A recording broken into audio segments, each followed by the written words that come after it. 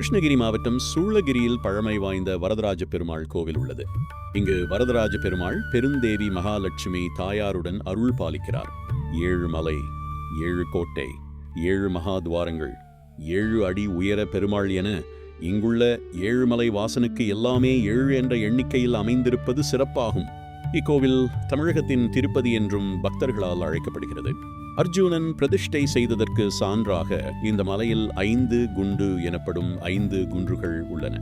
இங்கிருக்கும் மலை பார்ப்பதற்கு சூலம் போன்ற அமைப்பில் இருப்பதாலேயே இப்பகுதி சூளகிரி என அழைக்கப்படுகிறது. பெருந்தேவி மகாலட்சுமி தாயார் பெருமாளை பார்த்தபடி கிழக்கு நோக்கி தனிச்சந்நிதியில் காட்சி தருகிறார். மகாமண்டபத்தின் வலது பக்கத்தில் அனுமன் வீற்றிருக்கிறார். உத்தராயண காலத்தில் சூரியன் மறையும் பெருமாள் வேளையில் சூரிய கதிர்கள் பெருமாளின் பாதத்தில் விழுவது இக்கோவிலின் தனிச்சிறப்பாகும்.